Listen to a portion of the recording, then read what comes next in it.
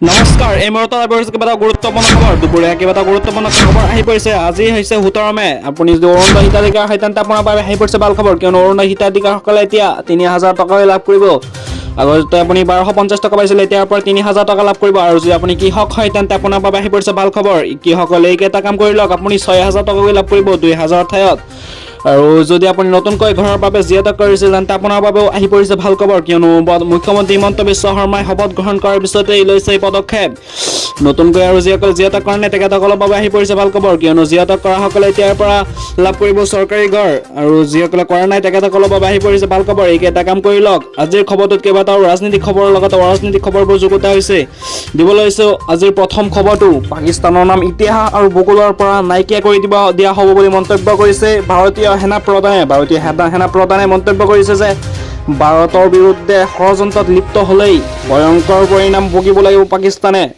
পাকিস্তানক অন্তিম সকিয়নি দিছে ভাৰতীয় সেনা প্ৰধানে আৰু কৈছে যে পাকিস্তানৰ নাম ইতিহাস আৰু ভূগোলৰ পৰা নাইকিয়া কৰি দিব বুলি এনেকুৱা ধৰণে ডাঙৰ মন্তব্য কৰিছে পাকিস্তানক অন্তিম সকিয়নি দিছে পাকিস্তানৰ সেনা প্ৰধানক অন্তিম সকিয়নি দিছে আৰু পাকিস্তানৰ নাম ইতিহাসৰ পৰা নাইকিয়া কৰি দিব মন্তব্য কৰিছে দিবলৈ লৈছে আন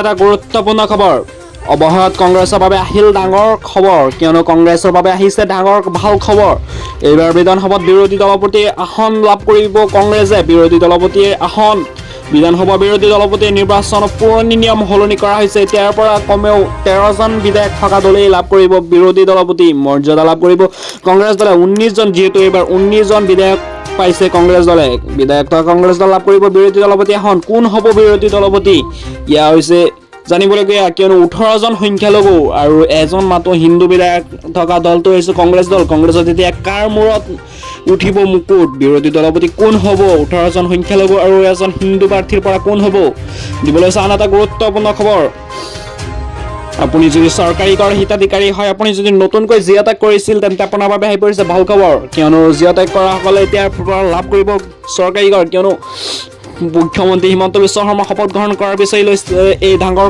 পদক্ষেপ অহা 5 বছৰৰ পৰৱৰ্তী 5 বছৰত 15 লাখ ঘৰ দিব আৰু আপুনি যে জিয়াতি কৰিছিল তেন্তে আপুনি শীঘ্ৰেই লাভ কৰিব আপোনাৰ ঘৰৰ লিষ্ট ইতিমধ্যে আহি পৰিছে আৰু যদি আপুনি কৰা নাই তেন্তেও আপোনাৰ বাবে আহি পৰিছে ভাল খবৰ কি নতুনকৈ পঞ্জীয়নবোৰ খুলি দিব ঘৰৰ বাবে আপুনি যদি জিয়াতি কৰিছিল তেন্তে আপোনাৰ ঘৰটো আপোনাৰ পঞ্চায়তৰ সভাপতিয়ে তাত গৈ চেক কৰিব পাৰে কিয়নো পঞ্চায়তৰ সভাপতিয়ে তাত আহি গৈছে আপোনাৰ ঘৰৰ লিষ্টটো আৰু যদি আপুনি কৰা নাই তেন্তে আপোনাৰ বাবে আহি পিছে ভাল খবৰ কিয়নো নতুনকৈ পঞ্জীয়নবোৰ খুলি দিব আপুনি আপোনাৰ ডকুমেণ্টছবোৰ ৰেডি কৰি ৰাখক দিবলৈ আন এটা গুৰুত্বপূৰ্ণ খবৰ চীনৰ ৰাষ্ট্ৰপতিৰ সৈতে আমেৰিকাৰ ৰাষ্ট্ৰপতি ডনাল্ড ট্ৰাম্পৰ বৈঠক আৰম্ভ হৈছে চীনৰ ৰাষ্ট্ৰপতি শ্বি জিনপিং আৰু চীনক প্ৰশংসাৰে উপচাই পেলাইছে ডনাল্ড ট্ৰাম্পে কৈছে যে শ্বি জিনপিং মহান নেতা বুলি অভিহিত কৰিছে ট্ৰাম্পে মুঠৰ পৰা চীনক প্ৰশংসাৰে উপচাই পেলাইছে আধুনিক আৰু ডনাল্ড ট্ৰাম্পে কৈছে যে চীন আৰ্টিফিচিয়েল ইণ্টেলিজেন্সত বহুত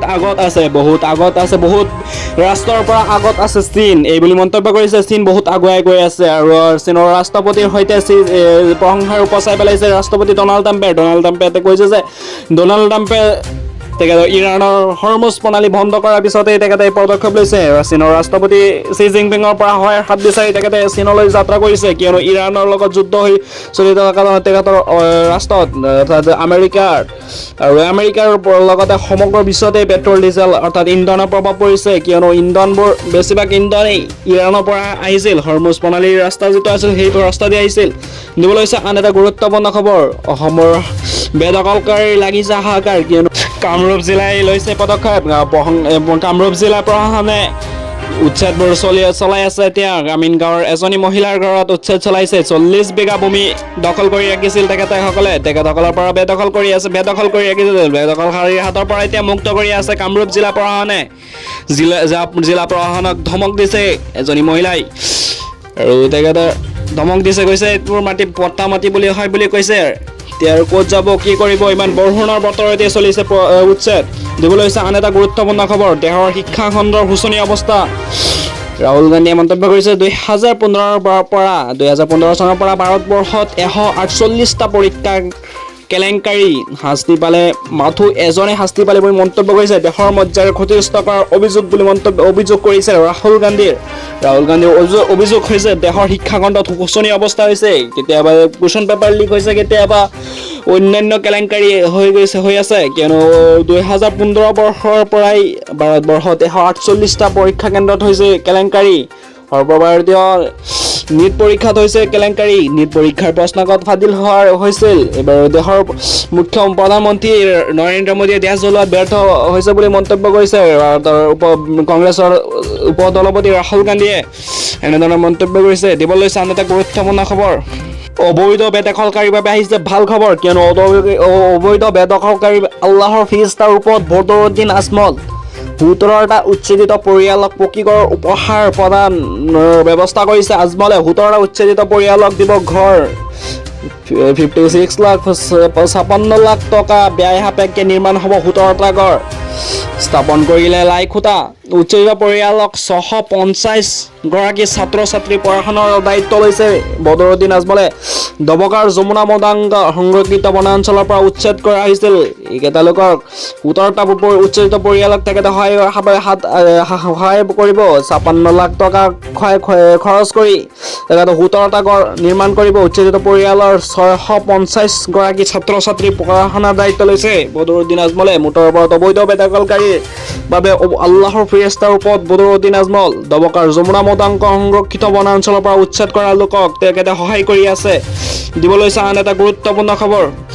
হিন্দু মুছলমান সকলোকে UGCক সমৰ্থন কৰা উচিত। হিন্দু মুছলমান সকলোৱে UGCক সমৰ্থন কৰা উচিত, কিয়নো মুছলমানৰ মতে মুছলমানৰ শৰীয়তত পুত্ৰ সন্তানক দুভাগ আৰু কন্যা সন্তানক এভাগ সম্পত্তি দিয়াৰ কথা কৈছে।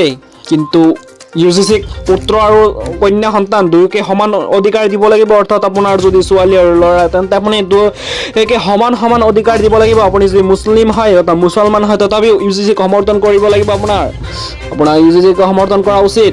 পুত্ৰ সন্তানক আৰু কন্যা সন্তানক সমান ভাগ সম্পত্তি দিব লাগিব। সকলো মুছলমান মহিলাই বহু বিবাহৰ বিৰোধিতা কৰে। এতিয়াও 10-12 বছৰীয়া ছোৱালী আমাৰ সমাজত হৈ আছে বিয়া। বাল্য বিবাহ নিষিদ্ধ কৰিব UGC আইনে। UGCয়ে বাল্য বিবাহ নিষিদ্ধ কৰিব। কিছুমান ভিতৰ আৰু কিছুমান বাহিৰৰ মুছলমান নেতা আহি UGCক লৈ ডাঙৰ উত্তেজিত মন্তব্য কৰাৰ চেষ্টা কৰিব। দিব লৈছে আন এটা গুৰুত্বপূৰ্ণ খবৰ। দলৰ সকলো কাৰ্যালয় নতুনকৈ ৰং কৰিবলৈ মন্তব্য কৰিছে পশ্চিমবংগৰ মুখ্যমন্ত্ৰী মমতা বেনাৰ্জীয়ে কৈছে যে ভাঙি যোৱা অংশবোৰ ততাতৈয়াকৈ মেৰামতি কৰক। মই আছো, মই হাৰা নাই, এনেধৰণৰ মন্তব্য কৰিছে। মই আছো সকলোৰে লগত, বিজেপিক শিক্ষা দিব লাগিব 2029ত এনেধৰণৰ মন্তব্য কৰিছে পশ্চিমবংগৰ মুখ্যমন্ত্ৰী মমতা বেনাৰ্জীয়ে দলীয় কৰ্মকৰ্তাক উদ্দেশ্যে কৈছে যে দলৰ সকলো কাৰ্যালয় নতুনকৈ ৰং কৰিবলৈ কৈছে, নতুনকৈ সাজু কৰিবলৈ কৈছে। মই আছো বুলি কৈছে। মই জনসাধাৰণৰ লগত আছো। বিজেপিয়ে যিহেতু এইবাৰ EVMৰ খেলিমেলি কৰি জিকিছে বুলি মন্তব্য কৰিছিল মমতা বেনাৰ্জীয়ে। তাৰপিছতে কৈছে ভাঙি যোৱা বিজেপিয়ে যিবোৰ ভাঙিছিল সেইবোৰ নতুনকৈ মেৰামতি কৰিবলৈ আহ্বান জনাইছে তৃণমূল কংগ্ৰেছৰ কাৰ্যকৰ্তাসকলক। আৰু এনেধৰণৰ খবৰসমূহ চাবলৈ চেনেলটো ছাবস্ক্ৰাইব কৰি ভিডিঅ'টো এটা লাইক কৰি দিব।